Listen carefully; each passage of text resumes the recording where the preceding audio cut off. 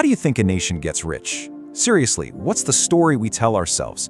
It's usually a tale of genius, right? Invention, progress, a spark of brilliance. But what if that's not the whole picture? What if the incredible wealth that defines our modern world wasn't just created, but assembled, like an intricate machine?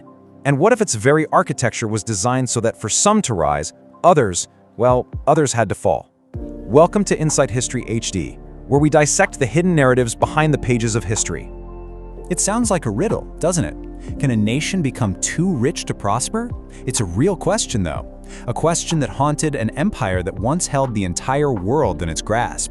And to find the answer, we have to start our story not with an act of creation, but with a curse. A curse written in shimmering silver. Now take a look at this.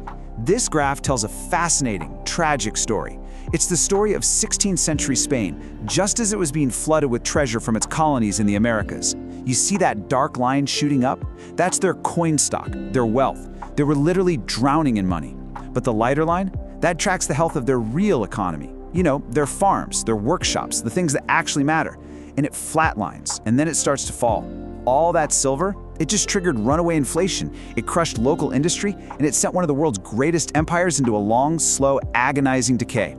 This is what economists call the resource curse, and it's our very first clue that having a lot of money and having real, lasting wealth are two very, very different things. So, okay, if just taking treasure is a dead end, what actually creates lasting prosperity? Well, that question brings us to the story we all think we know, the official story. Let's call it the spark of genius. Ah, the Industrial Revolution. The narrative is so clean, so heroic, isn't it?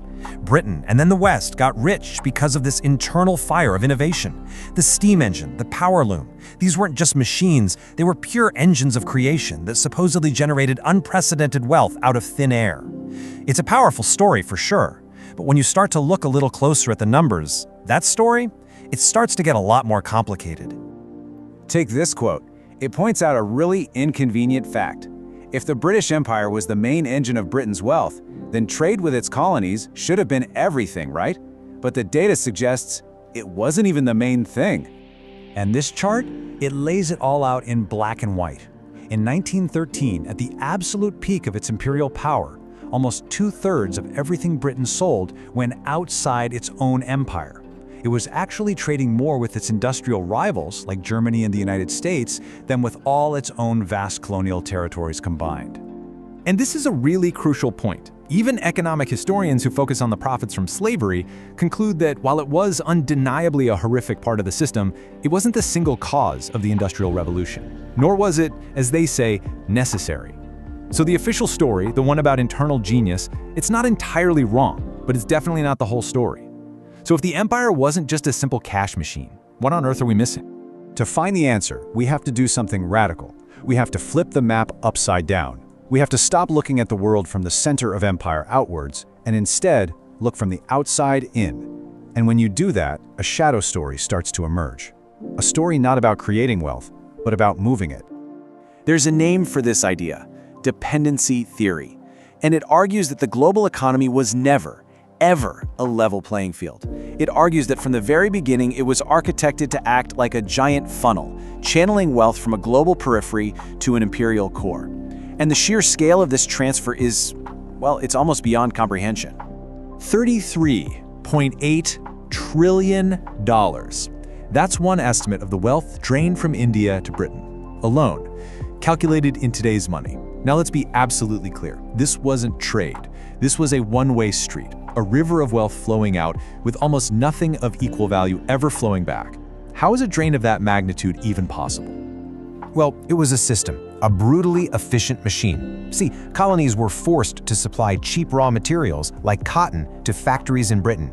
At the exact same time, Britain systematically dismantled India's own world-class textile industry to get rid of the competition.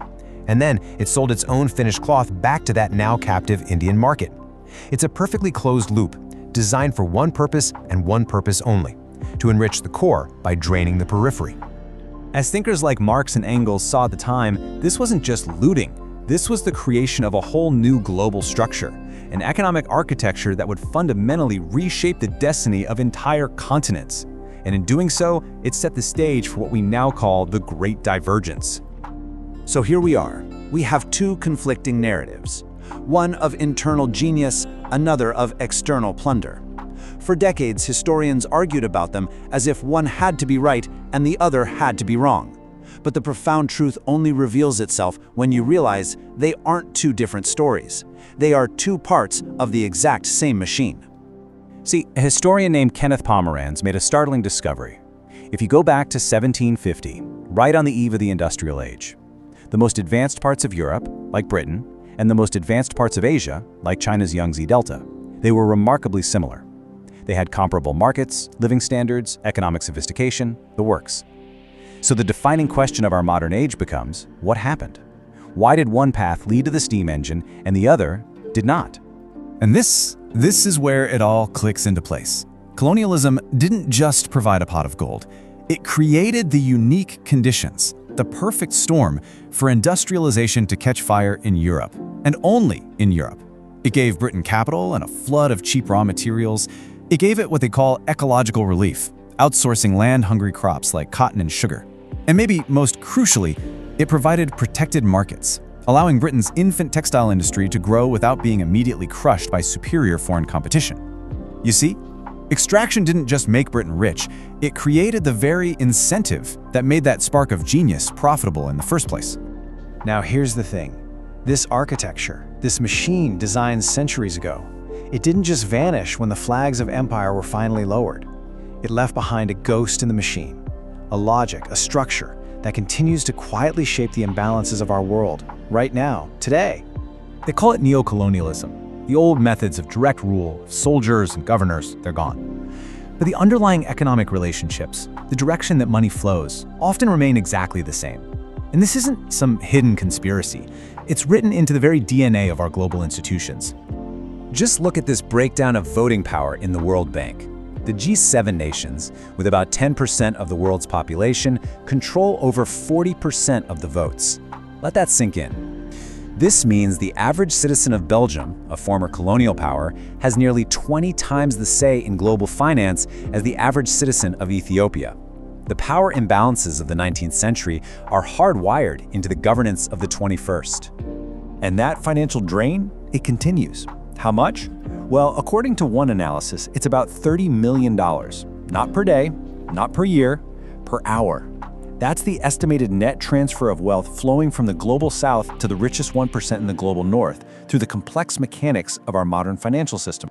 So the colonial governors are gone, sure, but today the extraction is managed by things like sovereign debt structures, unequal trade agreements, and the sheer dominance of global north finance.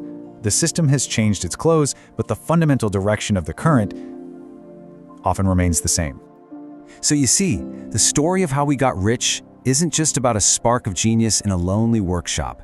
It's about the architecture of an entire world, an economy built on foundations taken from every continent, often by force. And that leaves us with one final, profound question. Knowing how this structure was truly built, can it ever be redesigned? If you found this perspective valuable, let's continue digging deeper together with Insight History HD by hitting the subscribe button. I'll see you in the next narrative.